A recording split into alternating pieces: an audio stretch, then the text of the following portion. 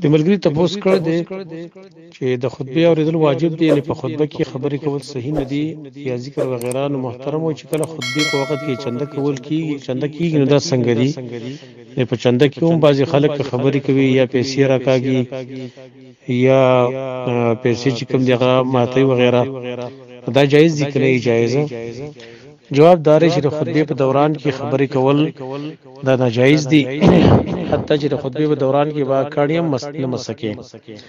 لیکن دا حدیث صحیحونه موږ ته دا معلومه ده چې د امام د اجازه نه سره خبرې کول او یا د امام د اجازه باندې چنده کول وغیرہ دا جایز دي ان شاء الله تعالی. چې د امام اجازه نه نو د خطبه په دوران کې خبرې اترې کول، خطبه په دوران کې امر بالمعروف نهي عن المنکر کول چاته دا ټول د ممنوع دي، د منع دي.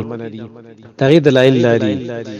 یو دار چې نبی صلی الله علیه وسلم یو پیری خطبه ویله او په دې دوران کې صحابه کرام چې کوم دي اران نه وتلو، نو نبی صلی الله علیه وسلم حقی حکم وکړ چې تاسو کېنه په ځای باندې. نو عبد الله بن مسعود رضی الله عنه سره دروازې سکینه سن بیا ته چې دن راشه، او دارنګي عمر بن خطاب رضی الله عنه یو پیر خطبه ویله او په دې دوران کې عثمان بن عفان رضی الله عنه غراغي او عمر بن خطاب رضی الله عنه هغه ته فرمایل چې ته ولې سار شي.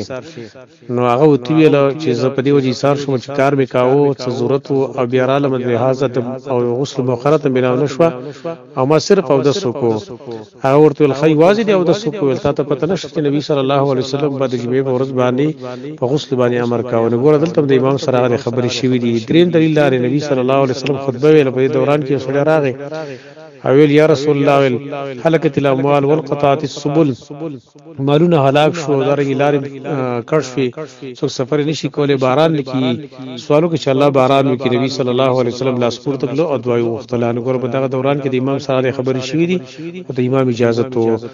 بل دلیل دار څلورمو حدیث ته طحاوی کې راغلی نبی صلی الله علیه وسلم یو پیر په منبر باندې ناس یو سړی راغی او غریب سړی په هغه باندې زړې کپڑے غسلې وی. نبی صلی الله علیه وسلم تو فرمایل 5 رکعات منځو کا او خلکو ته ویل تصدقوا علیه په دبر صدقه وکي. نو فالقوا الثياب خلکو کپڑے چې کوم دغه وتر ورزولې. د خطبه په دوران کې نبی صلی الله علیه وسلم هغه د چندې اعلان کړي خلکو ته، د صدقې اعلان کړي خلکو په سات باندې کپڑے را ورزولې. د امام په اجازه دي، لہذا دا جایز ده ان شاء الله.